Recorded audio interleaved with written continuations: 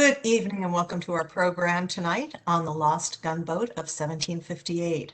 I'm Lorraine Moffa, Programming Coordinator for Loudoun County Public Library and your host today.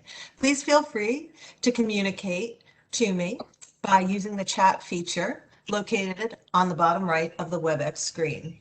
I can relay your comments and questions to Frank during the Q&A at the end of the program. And now I'm pleased to introduce our presenter, Frank Stopa. He is a Washington, D.C. area fine art minimalist photographer with a strong interest in black and white landscapes and seascapes.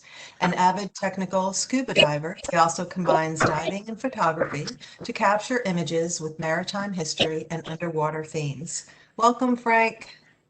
Thank you, Lorraine, and welcome everybody. Okay, so I'm going to get going right away because I've got a lot of material for you. The title of the presentation is Forgotten History, The Lost Gunboat of 1758. And it's a forgotten history presentation along the lines of some others I've done recently, because this is another little piece of history that most people have no idea even exists here in the United States. It is a lost cannon platform from the British Army that was built in October of 1758 and was lost under the waters of Lake George, New York, during preparations for a campaign of 1759 in the French and Indian War. That's right. This shipwreck is sometime, I think by National Geographic, was referred to as the oldest intact warship in North America. It sits at the bottom of the lake. It is intact, completely intact. It is the only surviving example of this kind of raft-like gun platform used at this period of time in history. So, a lot of fun. What I'm going to talk about today very quickly is a little bit of the history of the gunboat, a little bit of the context for the French and Indian War. I promise I won't belabor the point, although I do have a lot of detail in case somebody's interested. Then I'm going to talk about the lost gunboat itself, what we did with it. When I say we, 6 years ago in 2015, I had the pleasure of being involved with a group of avid underwater explorers in an organization called Discovery Deep. This was the first project that we put together, and the goal was to dive down to this shipwreck, photograph it, videotape it, film it, and produce from all the photographs and videotape a three-dimensional computer-based model that can be used, and we're going to show you that model today, and a virtual reality dive that we then subsequently showed at 3 or 4 different dive conventions in various parts of the United States. And I'll tell you about that. But essentially, I'm going to tell you the history of this gunboat. I'm going to show you video of us exploring it, show you the plans of the gunboat, talk about some of the peculiarities of diving on this wreck in Lake George, maybe even talk, I know I'm not even maybe, I know I'm going to show you some photos of some people that were involved, some of whom are very dear friends to this day, some of whom may actually be on this presentation. If you are, thanks for being here.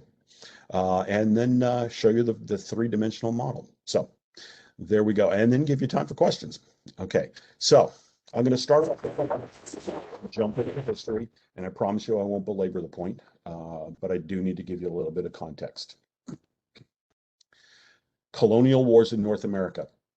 One of the things that I don't believe anybody's learning in school very much in this day and age, and probably as much when I was a kid either. But during the colonial period, before the creation of the United States of America, there were a series of wars in colonial North America, and you can see the list there. The 4 major wars, essentially in North America, were between Britain and France for control of North America. And it was the control of the continent that really was at stake. The 7 Years' War, or the French and Indian War, which is the 4th one on the list there, 1754 to 63, was the last and final war that led to North America becoming essentially a British colony, and eventually led to the creation of the United States, and then later on Canada. Okay, so that's quick down and dirty, listing of some of the various wars that took place. All of these wars were fought pretty much by colonials. There were very few regular troops from either France or Britain that were here. There were in all of those wars, but not as many as colonial, let's call them Americans or Canadians, that fought against each other, Frenchmen that fought against each other here in North America. Okay. This is a quick map to show you that that in North America in 1750, the claims to sovereignty over various parts of the continent were extensive. Everything that you see in yellow were British claims. Obviously, if you look at the east coast of the United States, those British colonies were eventually the original 13 colonies, 13 states of the United States for the most part. You'll also see north of that Nova Scotia. I think it's hard to see. Newfoundland is there up in the top right corner. Then you have Hudson Bay up in northern Canada, all across northern Canada, which was run by the Hudson Bay Company and Britain.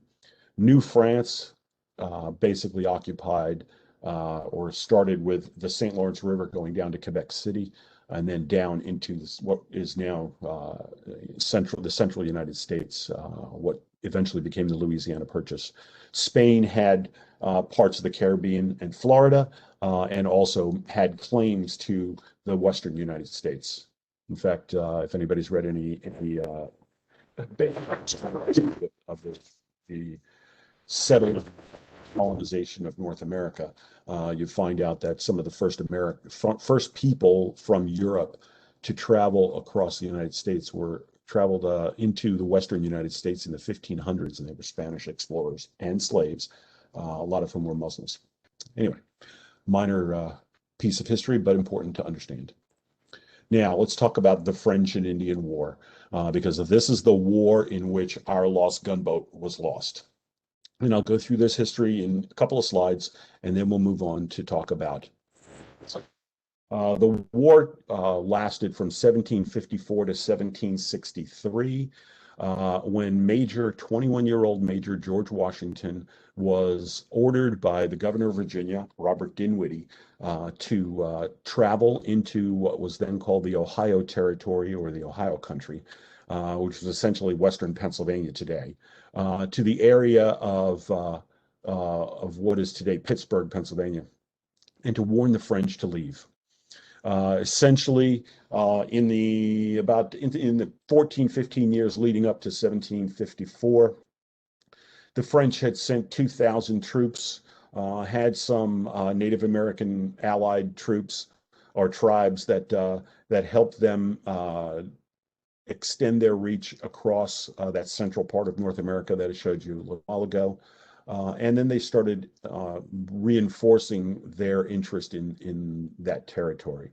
The French, for the most part, were not really interested in settling into that territory. Most of what they did was to interact with Native American troops and trade, various sorts of trade, but trade in furs and raw materials was huge.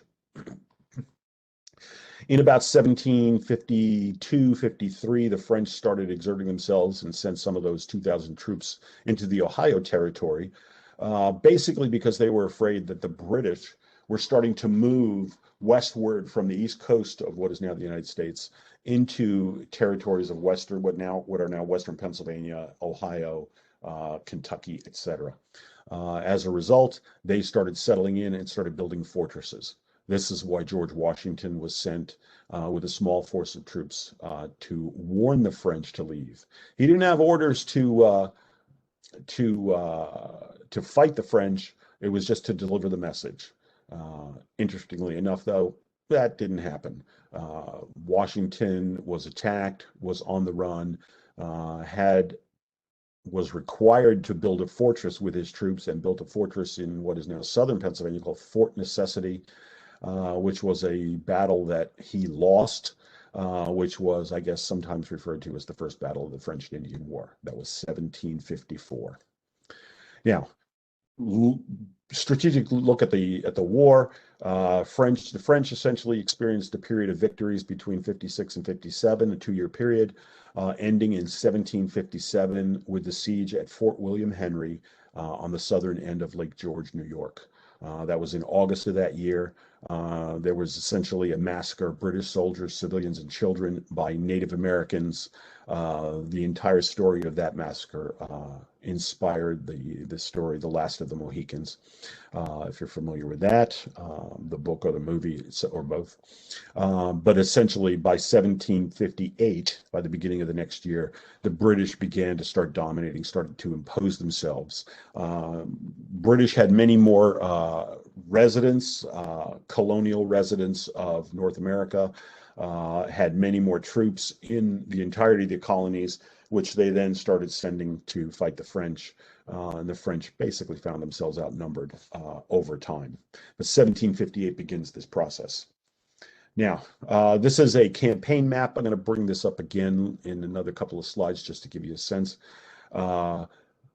If you look at New York in the middle of that map, straight up the Hudson River, essentially, there are a series of battles that lead you right up to Montreal in 1760.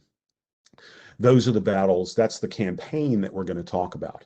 In 1758, after Fort William Henry and the massacre there, the British made a concerted effort to win the war. This involved three efforts. One in 1757, which started the year before, to take Fort Duquesne, which eventually became Pittsburgh, Pennsylvania. But in 1759 to go to Fort Niagara, and then move around and try to attack Montreal in 1760. There was an effort by General Amherst to go up to Nova Scotia and to take Fort Louisbourg, which essentially guarded the bay and the entrance to the St. Lawrence River, essentially seaway, down to Quebec. So he was going to go around and attack Quebec City. The idea was for the British to go in, take Montreal and Quebec City. Taking those two key cities would essentially end the war. And that did happen in 1759. Quebec fell. In 1760, Montreal fell, and the British won the French and Indian War. Also, I didn't mention, also referred to as the 7 Years' War. Any of our friends north of the border in Canada refer to it as that. That is what it's referred to in Britain to this day, and it was a much broader war than many of us thought. The war in North America ended, for all intents and purposes, in 1760. The Peace Treaty of Paris of 1763, though, ended the entire war over the expanse of Europe as well. So anyway, what we're going to talk about is that campaign heading north up towards Montreal, because it's the loss at Fort William Henry and the attempt to recover from that led us to our gunboat and the lost gunboat. Okay, so 1758, the French begin withdrawing to the north, back up into Montreal and Quebec City. The reason is their focus starts turning to invading Britain in Europe. Remember, I told you the 7 Years' War was global. This was all about France and Britain fighting each other pretty much anywhere they found each other. But there was less focus on the colonies by 1758-59. So the French really were pulling themselves back. Essentially, they almost defaulted and let the British win the war, although it wasn't that easy. Okay, so what we're going to do, then go on. I've already talked about this, so I'll keep moving. 1758, this is where our lost gunboat comes into play. Fort William Henry, the British start preparing for 1759. Essentially, in the fall of 1758, while Fort William Henry, or some semblance of it, is attempted to be rebuilt, the British are attempting to recap or regain their foothold in New York State. They head north with an effort to head north into New France, not essentially Montreal, with knowing that Amherst was heading around to the north and east to attempt to take Quebec City. Now, one of the things we need to understand here about this war, or at least this campaign in the war, was that the lines of communication, supply, and travel were all on water, which essentially was the nature of colonial America anyway. For anybody who studied the history knows that the routes of transport into the interior of the North American continent from the Atlantic coast were all essentially east-west routes of transport. They were rivers. The terrain was in many cases too mountainous, too harsh to facilitate a lot of north-south travel until you got to the plains and met the Mississippi River and could go north-south for the most part. Most of the rivers, though, flowed east-west. One exception to that was the Hudson River and the lakes up to the north of the Hudson River, Lake George, and then the lake connecting to it, Lake Champlain, which eventually connect up to the Richelieu River and the St. Lawrence. Essentially moving up the waterways, Lake George to Lake Champlain, the Richelieu River takes you to the St. Lawrence River. If you head south on the or west on the St. Lawrence River, you end up in Montreal. If you head east, you end up in Quebec City. So heading up those lakes was important. The battle didn't involve a lot of troop movement overland in this phase because it just didn't make sense. The British Army organized flotillas of boats that are to this day known as bateaux, the French word bateau, and there are literally hundreds of them that were sunk in Lake George during this period. The Radeau was one of them as well, the gun platform. These were all being prepared in October 1758 for the campaign to begin somewhere in February or March, maybe April, depending upon weather and ice in 1759.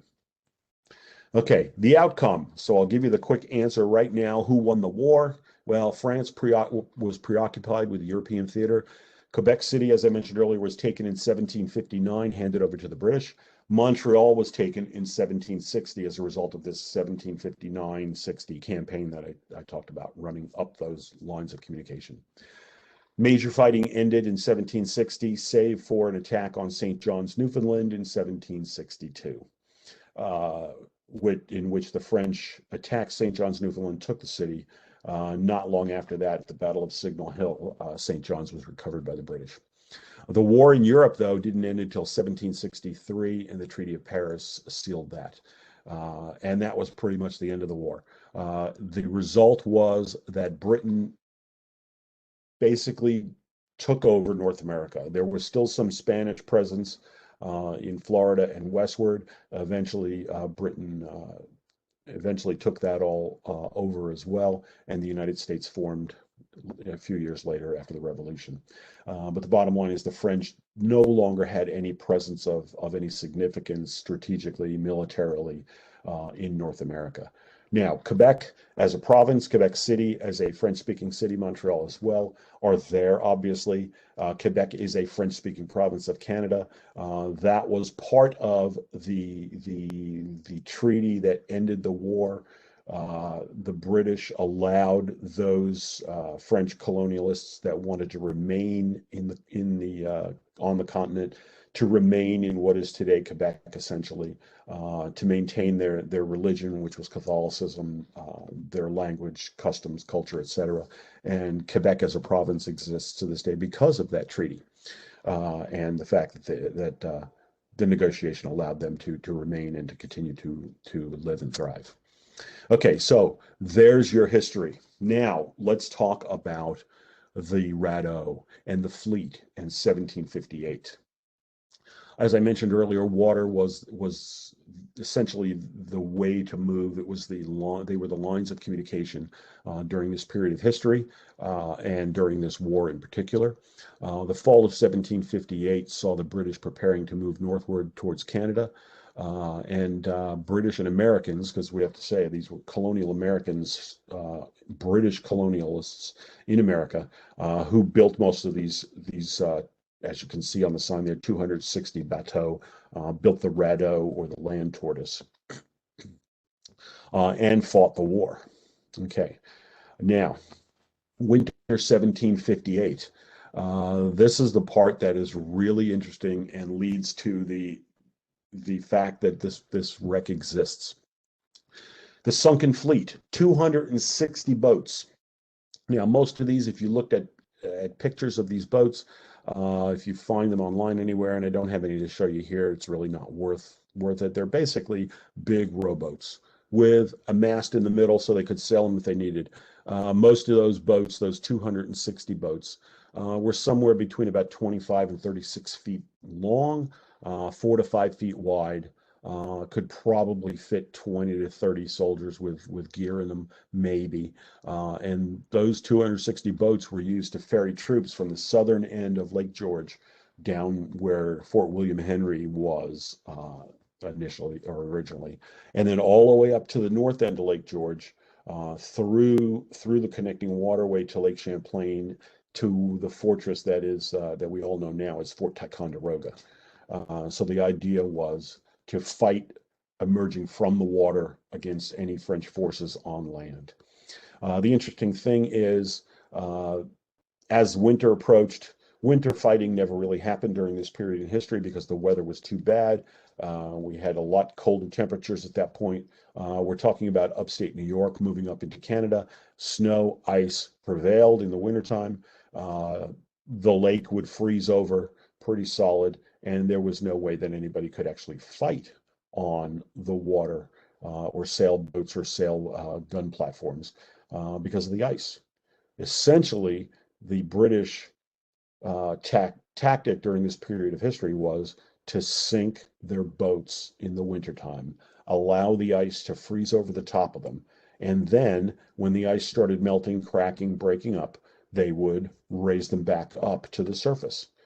This required a couple of things. One, you had to fill your boats with a lot of ballast rock. I'm going to show you some pictures of those from 110 feet underwater in a few minutes, to weigh the boats down so that they would stay down on the bottom. The second thing it required was for a shallow bottom to the lake so that you didn't have to go down too deep. Nobody at this period of time could dive any deeper than maybe 20 feet. And what happened with this fleet in various parts of Lake George, these 260 bateaux were sunk, purposely sunk in October of 1758 to allow the water to freeze over the top, so that during the wintertime, the British, their Native American allied tribes, could not raid British outposts, could not raid British ports and sink or burn or destroy any of the boats that they were going to use in the springtime. The Radeau, the Land Tortoise, our lost gunboat, was one of the most important pieces of this entire effort because it was a gun platform that could hold 7 cannons and could bombard the French mercilessly. The bottom line was they sank that platform, that gun platform, just like all those other 260 boats. Winter froze over. When the springtime comes, the British realize they don't have a Land Tortoise anymore. That lost gunboat is actually lost. And the interesting thing is what they didn't realize was that in the 20 feet of water where they sank that boat along with a whole bunch of others, the bottom wasn't a perfectly flat level 20 feet all the way across where they on the shore where they were sinking the boats. It angled downward and ended up at a slope. And somewhere in 20 to 30 feet of water, that gunboat, because it was laid down with rocks and was a big, heavy boat compared to a lot of the other bateaux, sank down to 20 feet. The ballast rocks actually started pushing it or pulling it towards the ledge. The gunboat literally fell off the ledge and sank down into 105 feet of water at the bottom of Lake George. So now 2 miles north of what is the current site of Fort William Henry on the southern end of Lake George, New York, essentially in the middle of the lake, there is a 1758, 263-year-old shipwreck sitting on the bottom of that lake in almost pristine condition because of a lot of conditions I'll talk about in a minute. Essentially, it was sunk on purpose to be raised up in the spring, but the British didn't realize that the Land Tortoise slid off that ledge and was gone. Now, interesting thing is The British did build a replacement for it in pretty fast order, put it to use, and up the lake and up Lake Champlain it went. That was called the Radeau Invincible instead of the Radeau Land Tortoise. And you'll see from the construction and the plans that I'll show you in a minute, it probably wasn't that hard to do, but the Radeau Land Tortoise was the original, and it was lost, had to be replaced. The nice thing is, because it was lost, we now have it as an artifact in the bottom of Lake George to maritime history. In any event, onward and upward. Now I'm going to talk about the Land Tortoise itself. As you can see, this is a picture of the bow. It's pretty dark and murky, and I'll show you that it is very dark and murky and cold down there. But this is where we started our exploration, right here on that site. This is one of the photos from the beginnings of our exploration, 1758. This photo, as I said, we did this in 2015, so the wreck was 256 years old, I think, at the time. 257 years old at the time. And you can tell exactly what it is. There's very little degradation of the wood. In any event, onward and upward. The Land Tortoise, and here are a couple of interesting facts for you, was a British Radeau class gun platform. This one, the Land Tortoise, is the only surviving example. There are no surviving examples anywhere else. This one happens to have survived literally because of where it is and the conditions it sits in. Otherwise, we would have no idea other than plans and drawings. It was a floating fortress that was intended using 7 cannons to bombard French positions from Lake George. As I said, the Land Tortoise itself was built in October 1758 for the spring campaign of 59. It was sunk on the 22nd of October 1758, slid under the deep water, under the ice, and was lost for all time. As I mentioned, in the following spring, Invincible was built to replace it. Now, before we go any further, a little bit of credit needs to be given to Joseph Zarzinski. That's him right there in his dry suit and dive gear. Mr. Zarzinski is a maritime archaeologist, a writer, a diver, who is the discoverer of the Radeau. In 1990, during dives in Lake George, New York, he, along with some other divers, discovered the Land Tortoise at the bottom of the lake. He then led a 5-year archaeological effort to explore the wreck, document it, etc. The state of New York did, and you will see the chains demarking the site, did actually commission setting up an underwater archaeological, if you want to call it, park, which essentially is a cordon all the way around the site, so that any divers that visit the site know where the site is, can get to it, don't approach too close, and don't inadvertently damage this incredible archaeological site. In 1995, the National Register of Historic Places placed the Radeau, or the Land Tortoise, on the register, and in 1998 it was named a National Historic Landmark. So thanks to Dr. Zarzinski for discovering the wreck and documenting all of it. I had the pleasure of talking with him a couple of times as we prepared our exploration of the wreck, and he was very helpful in helping us assure that we did it safely, and learned some new things about the wreck and shared that information with the world. The Land Tortoise itself, there it is. You can see this is a plan of the vessel from above. It was 52 feet long, 18 feet wide, and approximately 6 feet tall or so from the middle, from the bottom. It is a flat-bottomed vessel. Radeau is the French word for raft. So it literally was a sort of raft, excuse me,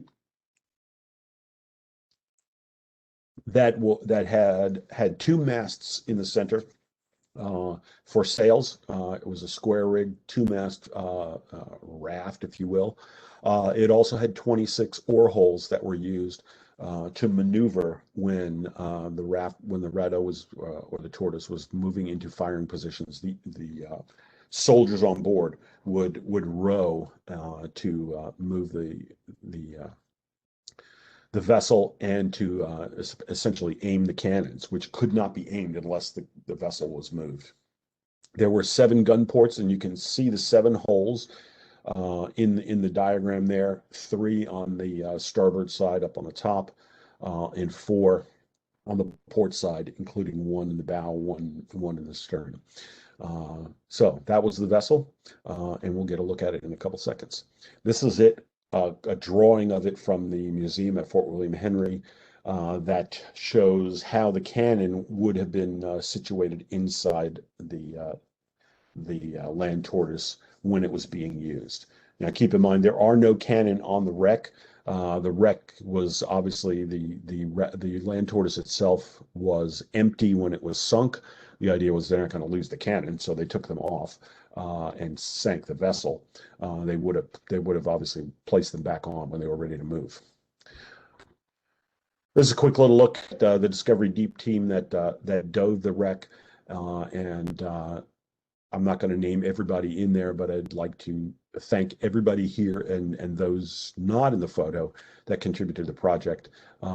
This was a team of divers braving the cold water of the lake. We went down and we filmed over the course of a weekend, 2 days. It was a short project, but an intense one. And they all did their jobs beautifully, and we came out with some nice products. Anyway, I'd like to thank them again and say hi to those I haven't talked to in a long time. There's another friend of mine, Matt, on the left.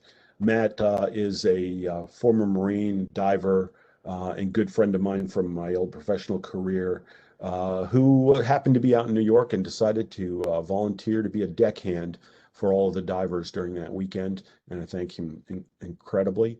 On the right is Captain Frank Hartley, who ran Half Moon Maritime Services on the lake for years. He's now retired, still living up in Lake George, New York. He was the captain of the boat. He was responsible for getting us to the site there and back every time we went, and he was there with us in good weather, bad weather, over reconnaissance trips and prior to the weekend. So I'd like to thank him as well and say hi to both gentlemen if you're listening. Quick little look at what it's like on Lake George. There's a diver who's just at the surface. I think we were finishing up a dive in Lake George, but just gives you a sense for what it looks like up there and what the conditions are like. It's a fantastic place. Now we're going to get into looking at the wreck.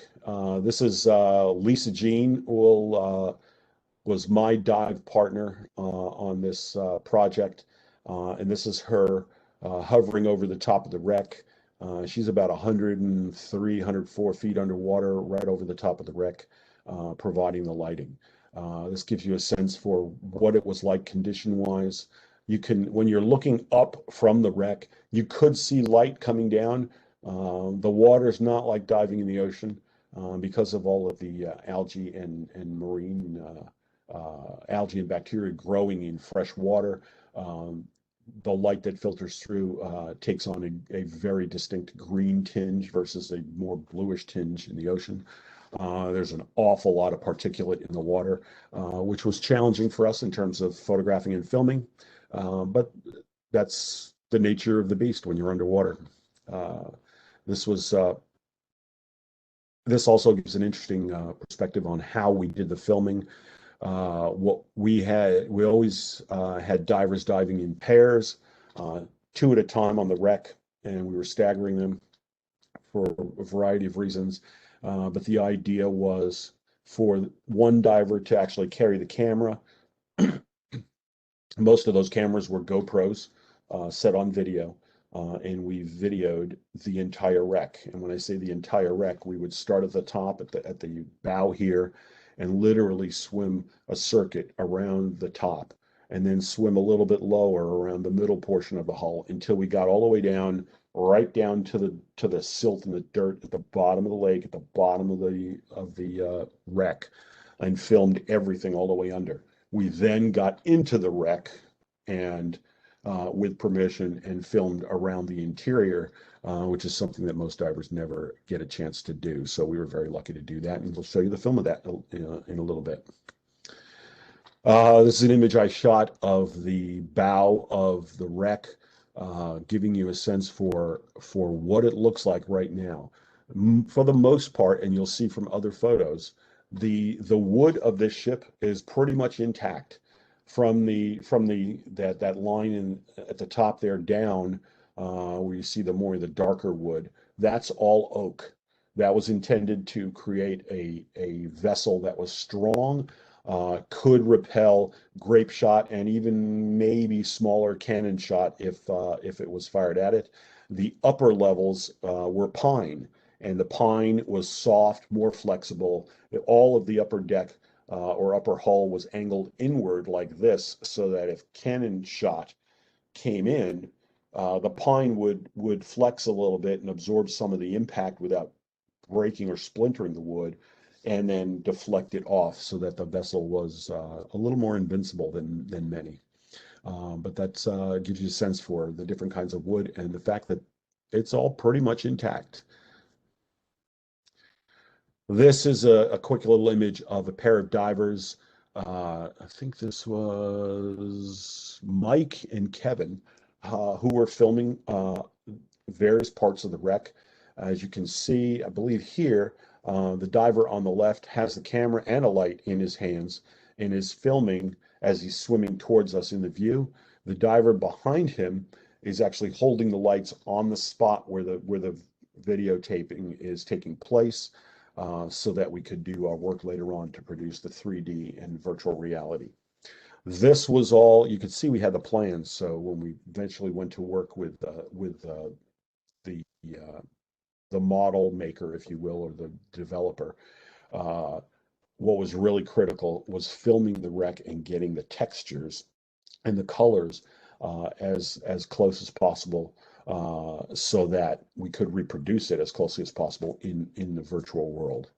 And so off we go. This is another image that gives you a sense for what it was like inside. You can see the oak platforms down in the lower level. The slanting coming up is pine. All of these trees were all, grown and harvested, all obviously in upstate New York, in the area of Lake George, New York. It's a little bit of a ramshackle kind of construction, but we're talking about a wooden vessel that is now 263 years old in this image. And that's what the interior of it looks like. Keep in mind that from the bottom of the lake, which is really where the floor of the raft is, up to the top of this image is about 6 feet. So people were a little bit shorter in those days. The average soldier probably wouldn't have his head extending up above the top of that upper hull. So they were protected. Taller men might have to stoop down to be protected, or were vulnerable and invisible. This is another image of the interior here, but this image is a little bit different because you can see the ballast rock in the bottom of the vessel. I mentioned earlier that in order to sink a fully wooden vessel, wood is obviously buoyant, you'd have to fill it with ballast rock. And this vessel has a ton of it on the inside of it, a ton of it. Don't know the actual weight, but it has a lot of rocks in there. Those rocks are all piled up on the port side of the vessel. They essentially were put in the bottom of the vessel when it was sunk in the 20 feet of water.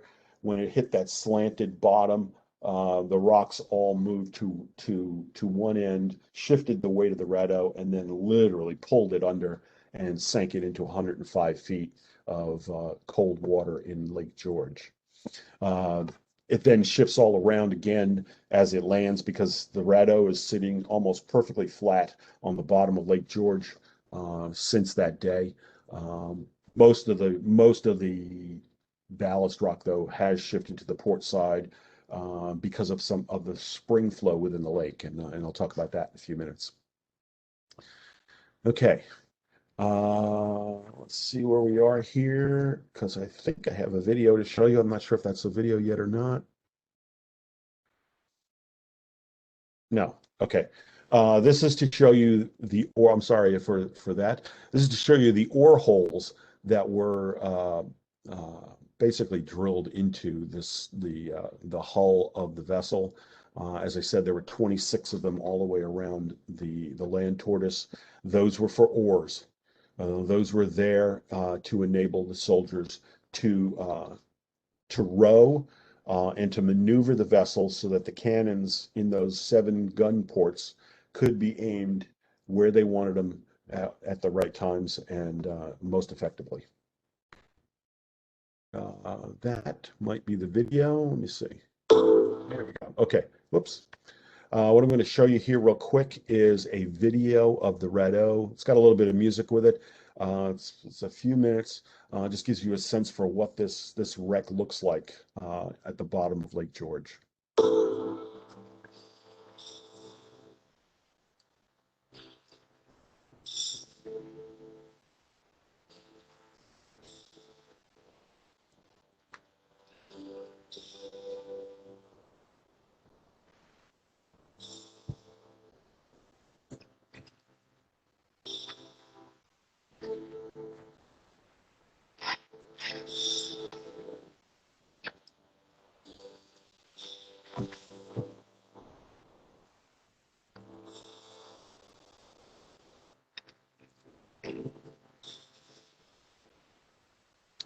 There's some of the ballast rock that I talked about earlier.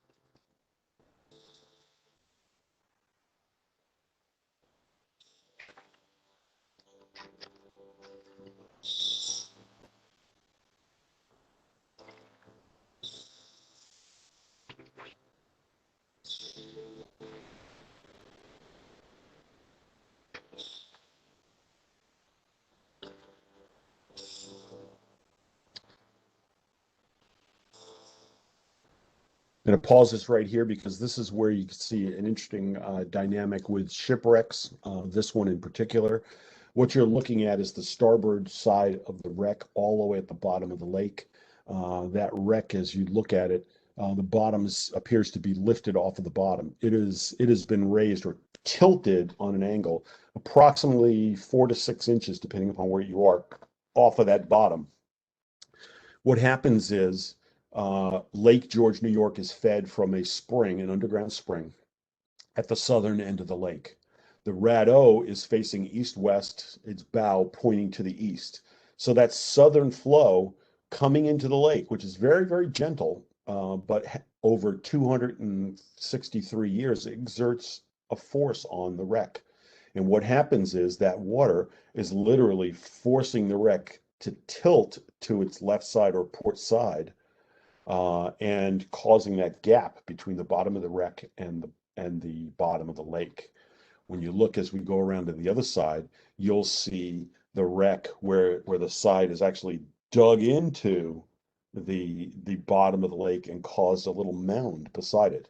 It's called scouring, and that was one of the more satisfying and for us actually subsidiary results of this project was to capture film for the first time in 15 years, I believe it was 15, 20 years maybe, of the status of that dynamic on the wreck.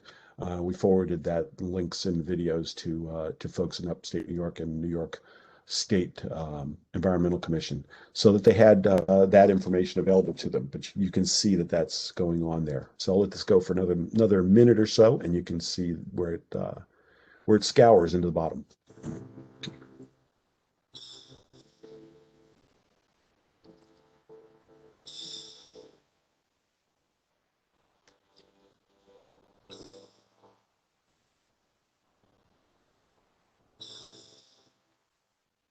Somebody even left a baseball cap down there.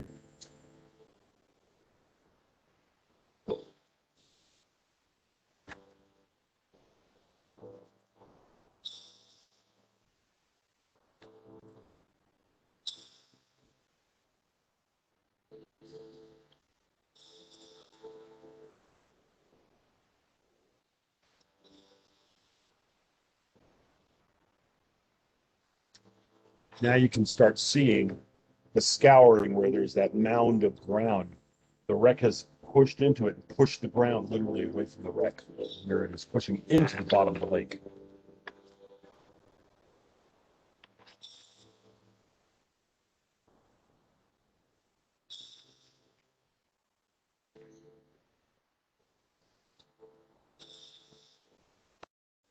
Okay, so there's a quick little tour of the lower hull of the wreck. Gives you a sense for the kind of diving that we did. Um, that was pretty cold water. I think my dive computers recorded that at 45 degrees.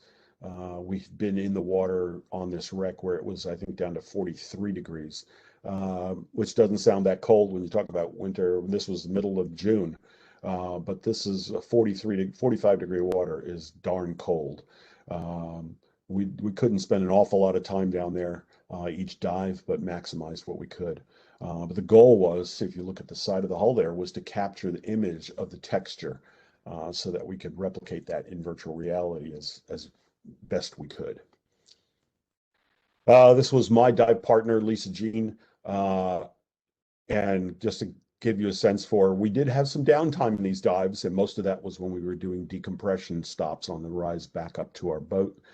Uh, she was breathing 100% oxygen at the end of the dive, so she had plenty of time to mess around. She was done. She just sat there literally and hovered completely still right in front of me while I was finishing my decompression and shooting photos of her at the same time. Fantastic diver. She's also a fantastic photographer. And if you can find her, Lisa Jean Photography on Facebook and Instagram, really good stuff. I hope she's listening today. If not, good on you, Lisa Jean. Okay, I now have a video that I'm going to show you that is all about the actual project itself, which will show you some of our divers at work, give you a sense for what it was like to go down and do this work. It actually started a year before with a reconnaissance trip, a couple of months before the actual dives, with some dives to explore the wreck and to place in the mooring buoys for the state of New York, and then diving down to do the work. So this is about 5 minutes worth to show you what it was like.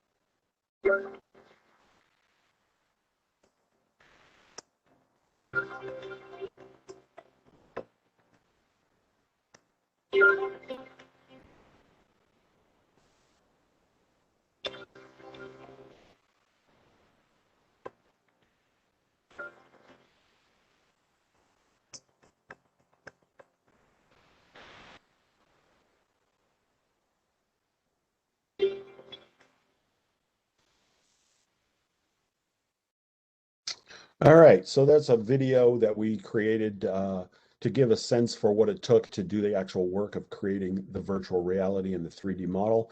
I'm going to show you that in a couple of seconds here. Before I do that, though, I'm going to talk very quickly about the fact that this all ended up in what you see on the screen there. That young man putting on a headset, and that was an early virtual reality headset. But back in 2016, we premiered this virtual reality dive, at a show called Beneath the Sea in New Jersey, and had great success with it. We showed it at 3 or 4 other shows over the course of the next year and a half, and got great reviews. We were lucky enough to have Dr. Sylvia Earle, preeminent ocean explorer and ocean advocate, who had reportedly not really been too keen on putting on virtual reality headsets. And we actually convinced her to put a VR headset on for the first time in her life. And she dove the Radeau, not far removed from what it was like to actually dive it in person. Richie Kohler, of Shadow Divers fame, was another personality that managed to overcome his fear and put on the headset, and he had his first virtual dive experience with the Radeau. So we were very proud of that. We had some nice response from it. In any event, at this point, what I'm going to do is switch my sharing here and go into the 3D model. Let's see, how is this working? And give you a sense for what it looks like and what we did. At this point, let's see, it's kind of hard to see with me there. That's our old logo. There's a logo in the top right corner of the screen that says 3 Deep, and I have to thank 3 Deep Media as well. Mike Postins was another person involved in this project. He is a diver, a photographer, videographer, drone pilot, who lives in Cornwall in the UK, and is instrumental in a company called 3 Deep Media that builds three-dimensional models of shipwrecks and other things. Mike was the one who gave us initial requirements to build out the three-dimensional model, which basically drove our project in terms of collecting the data for him. He put that together. From there, Mohammed Hafez, who was one of the 2 videographers on the project, as you saw in the video, then took this model and all of the digital data that goes with it to create the virtual reality experience that we developed. In any event, can't do the VR with you here because we don't have enough headsets for all of you, but I can show you the three-dimensional model that was created. As you can see, it's pretty faithful to the original in terms of texture and the lighting and everything. It's a little darker than the actual wreck. The contrast is there for a reason. But this is what the Radeau looks like. What we were thrilled to learn when we first showed this at Beneath the Sea in New Jersey in April 2016 was that we had people that came to our booth, put the headset on, and did the virtual dive of the Radeau. People who had dived the Radeau. In one case, a gentleman who said he had dived the Radeau dozens and dozens of times during his lifetime in upstate New York, and had never seen the entire wreck from front to back, from bow to stern, ever on any of his dives. And that literally is the nature of of these kinds of dives down deep in cold, dark waters in fresh water is you get very little visibility. We were lucky enough to get probably, a good 25 to 30 feet of visibility. I think if you saw that very first picture, you could almost see the stern on that weekend when we dove. But then again, all it would take is a couple of minutes of divers kicking around before you can't see anything. So we got a lot of good work in before we managed to silt everything up, although I like to think we didn't do much of that. But this was the dive. This was the wreck. Now I can show you, we've already seen a few of the videos or parts of video that these are clips of, but I will show you some of the images that were also included in our 3D model. This is the bow. Obviously, that was a photo that I took. I did photo and video during this on multiple dives. This is another photo of the interior of the hull, giving you a sense for that slanting hull that protected the crew and the guns from fire from the shore. Let's see, what's this one? Another one showing one of the supports that you've already seen on video, but I'm going to go through some of these as well. There's the upper deck from the outside and from above. Again, just to reiterate, it was exciting to dive this wreck multiple times during that weekend when we did the project. But it was also tedious as well because we literally had to run the cameras over the top of that deck inch by inch and be very careful to try to hold our positions as steady as possible so that Mike in the UK had the data that he needed, had information that he could use to recreate the shipwreck in 3Ds like you see here. Let's see, I already saw that. Do we see these? We saw that. I think there's some on this side. It's another one. The oar holes, which I showed you earlier. So that gives you a sense for the wreck. This tour gives you a good sense for what it was like to actually dive this wreck. We would come down this line on the right side of the image here, swim our way into that contained area set up by the state of New York, and then literally swim as you follow my cursor, from the top all the way around the wreck like this with the camera on, then move to about here, swim all the way around, and then move down lower until we got all the way down to the bottom and circled all the way. And then what we did was we went inside and we did the same thing at the top, got it inside down low, didn't silt it up, and collected the film data that we needed for the model making. Anyway, that gives you a good sense, I think, for what it was like to create that wreck. In any event, that's my presentation. This is the only existing example of this kind of gun platform that goes back to the French and Indian War. As I said, it's 263 years old. Let's see, what did I do here? I was going to share one more image just to end that off, the title image. And it was a fascinating project and a very interesting piece of forgotten history that I like to resurface every once in a while and show people that there are things that have gone on in the creation of this country that we can't forget, that make us who we are. And part of this was that struggle for who was going to be the dominant country or empire, if you will, in North America. If this gunboat and the British soldiers that fought with it and in it, or the Invincible, hadn't succeeded, we might be in a country that is more French in orientation and language and culture than English originally. So interesting to me. At this point, that's my presentation, and I'm more than happy to open it up to any questions that anybody has. Thank you so much for that, Frank. We do have a comment. It's interesting to think that the folks looking for it when the ice melted in 1759 would never know what happened to it. That is interesting.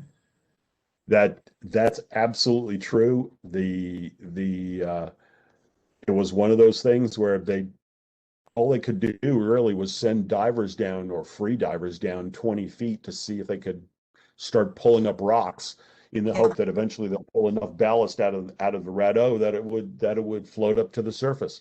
Uh, and they were never able to find it. And You wonder what the theories were at the time about what happened to the boat, you you know? know, that's a really good question. I don't know if anybody knows, theorized about it that at that time. Mhm. Although obviously subsequently people have obviously investigated and documented the lake in much more detail, and they found out. I think it was Dr. Zarzinski who found out that the lake was actually sloped downward. It wasn't a flat 20 feet deep at that point, and that's literally why it was lost. Did you say that when he dove, he was specifically looking for that boat, or did he just happen on it? I don't know specifically. I believe they happened on it.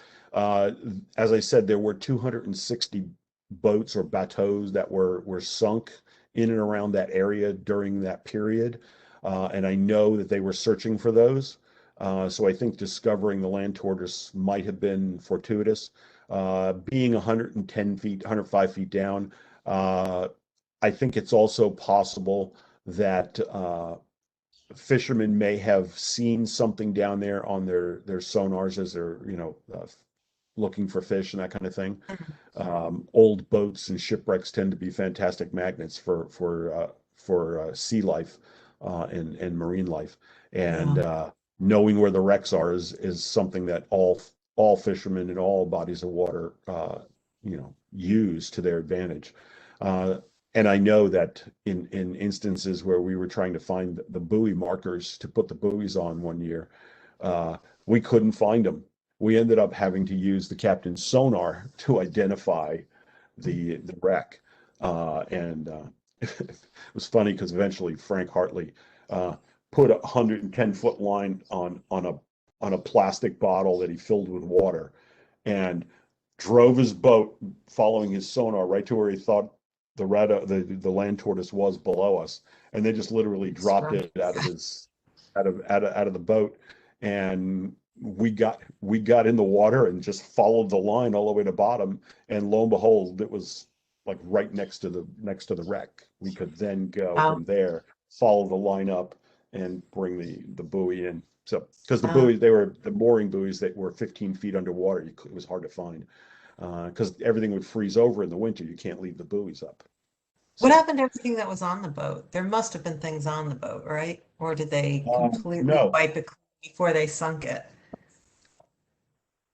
our understanding is that they cleaned it out of any kind of belongings or gear or anything like that. Now, that's a shame because Definitely that tells a cannons they story couldn't look at. too.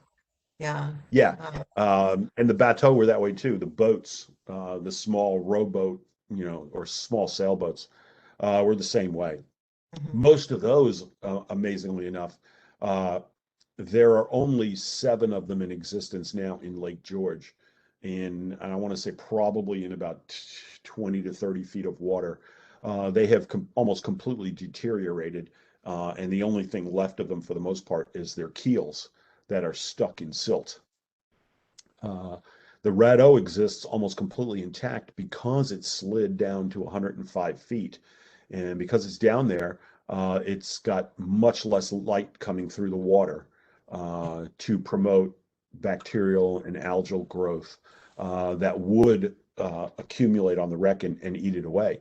It's so cold down there, and there's less oxygen in the water at that depth and less light that the Radeau is almost completely preserved, as you can see. Well, it's not perfect, but it's very well preserved because it's been sitting down in deep, dark, cold water for so long. Yeah. Someone's asking, was there ever any thought of bringing it up? I don't know of any thought of bringing it up, but I do know that one of the things that we had to have permission from the state of New York to dive the wreck, and every diver that dives it has to get that permission. And there are all kinds of regulations on what you can do, what you can't do. We explored inside and outside and all around that wreck. I mean, as close as your nose to the side of the hull, but we were not allowed to touch the wreck at all. That was by law. We weren't allowed to retrieve anything. And that is because Dr. Zarzinski and others who followed in his archaeological work have concluded that literally any touching of the wreck could completely destroy it. We don't know exactly how sturdy that wood is. It's sitting there and it looks wonderful, but I think an effort to pull it up would probably it's probably sturdier than you think, but any effort to pull it up would probably destroy it. So there actually You is a don't, you model of almost, it. you I'm don't, sorry. you'd almost have to do something around it, right? And then lift that. But even Probably. so, Yeah. yeah, go Yeah. ahead. Even so, Fort William Henry has a museum now where they've rebuilt the fort at the southern end of Lake George, and they have a complete model of the land tortoise in there, actual size. So they don't really have to pull it up. They built it for that purpose so that people could see it. Yeah, Interesting name, right? Land only only tortoise. only divers who can go down and see it, really. Although those of you who've seen the presentation today too. So.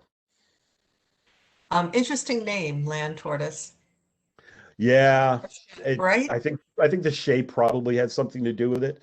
Everybody just calls it the Radeau or the Yeah. raft, since it's the only one in existence anywhere aside from the model that was built in the museum. Uh, that's why everybody just calls it the Radeau. We called the project Mapping the Radeau, but the name of it was the Land Tortoise. I Oh, think they came up with a better name for the replacement when they called it Invincible. So, that is better, yeah. but How Land. long did the project take from idea to making the video? Yeah, that's interesting. The project started a year before, approximately a year before, and I was diving. Some of the divers in our team were from a group in upstate New York called the Get Wet Divers of Upstate New York. And we were diving, I was diving together with them in North Carolina on a shipwreck, and we started talking about history and how much I loved history and was originally from New York. And they said, "Come on up and dive the Radeau." And so I think a few months later, I went up and dove the wreck with them. And at that point, I just had this idea that, boy, I'd like to do an exploration of that, more involved. And then got involved with the other videographer, Mohammed Hafez, good friend of mine, who lives in Sterling. And we started talking. We're friends, divers together. He's a virtual reality enthusiast and an IT guy. We started talking, and he came up with the idea of doing a virtual reality dive of the wreck. And we looked at each other and said, "That's a project. Let's do it." And I think it took about 10 months for us to plan everything, get the permissions, get a team assembled, get the boat chartered, uh, get Mike Postins in the UK on board to help us create the 3D model, all that data crunching.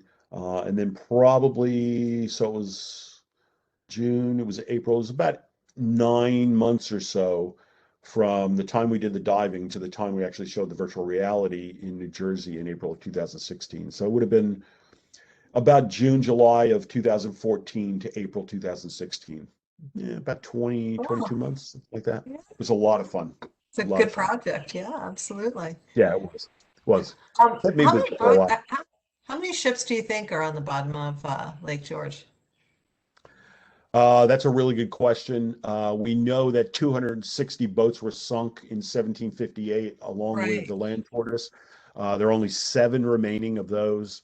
Uh, there are a couple of other boats sunk in various places, some purposely sunk for dive training at various parts of the lake.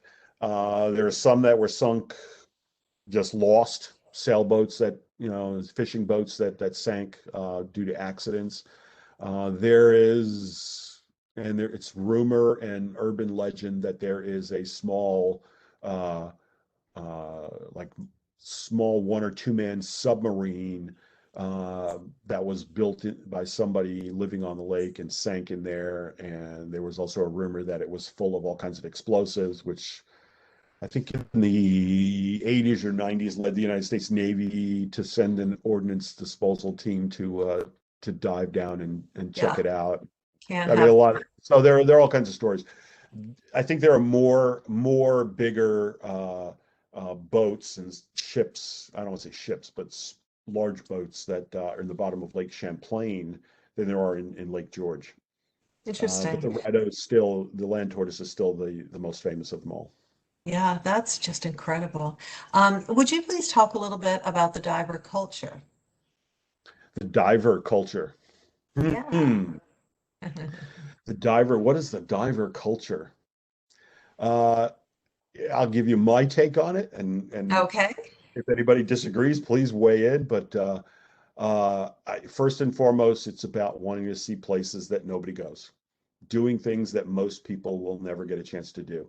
And that doesn't mean most of us are going to dive down to the deepest wrecks in the world and explore them and all that. Most of us are going to dive and do things that are reasonably within our capabilities and maybe push a little bit to, feel like an explorer. But is to go places where people don't go, can't go, and see things that people can't see. I think part of it also is having a very strong respect for the environment and our world. Uh, that is, I mean, that's something that I think I've always had to some degree, but when I started diving, it really started intensifying. And I really, as you know from some of my presentations about the environment and the caves in Florida, that kind of thing, I really do have a greater appreciation for that. So I think that comes along with or is part of that culture as well.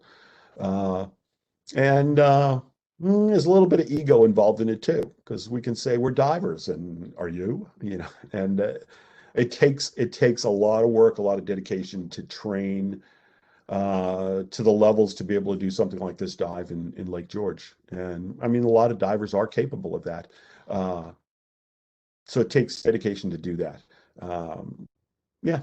So I think that's it. I don't know if that answers anybody's questions, but I think that's a good answer. Um, okay, I'll go with it a then. couple of more questions. How many people were involved from start to finish? And then someone's asking if you have a website and how does she know when you are giving a talk and when and how to see it? Well, I can tell you that. Frank does lots of talks for the Loudoun County Public Library. If you're not on our mailing list, we send out a programming newsletter every Monday morning that lists the programs for the week. You can also check our online event calendar. Um, and you can check our social media, Facebook postings on our website. We list the programs coming up that week. And I will put my email in here. And if you're not on that newsletter, please do send me a note, and I would be happy to make sure that you are on it and you hear all of Frank Stopa's future programs. If you also go, there's also my website you can go to, which is fssphotography.com. And there's a link in there if you hunt around a bit to my blog, in which I announce all of the programs as well. I put the links in for the presentation, and then sort of give a sense for some of the things I'm doing in the future. Lorraine and I talked non-diving related, but in 9 days I'm going to be headed out to Tulsa to do photography work for the centennial of the Tulsa race riot, and I'm going to be doing that with a group that's going to be investigating some of the atrocities that may have occurred. It's not underwater, but it's a bit of an adventure, more from my photography side. But those are the kinds of things I'll put up on my blog on a regular basis. So. Yep, Okay. that's how you find out. Discovery Deep, unfortunately, which was our organization, nonprofit, has closed down. Our people all moved in various different directions, and um, we're all grateful for having had that experience, made some great connections with people. But yeah, we're no longer up and operating as Discovery Deep, but that's okay because we're all doing things, some of which grew out of those experiences. So. And how many people were involved in the project from start to finish? With that project, I think we had 8 divers. We had three three staff. We had one person who was running an entire tent and field office, if you will, at the marina during the entirety of that trip. We had Captain Frank Hartley, who ran the boat. Matt Beggart, who is actually on this presentation. Hi, Matt. Matt was the deckhand that I showed you with Captain Frank. So he was a volunteer that helped us. We were all volunteers, by the way. We had dive shop folks that were willing to help get tanks filled between dives. And then Mike in the UK, and we probably had 20 people total over the course of those 2 years. 20? Nah, probably more like 25 people over the course of the 2 years from conception to showing at the first show that were involved in some way, shape, or form in producing and showing that presentation. So it was a good group of people. Yeah, it's a Actually, and I wonderful think project. Venusi's there online too, and he was there. Rich put on the headset and saw that dive for the first time too. So it's good to see him on here too. Hi, Rich.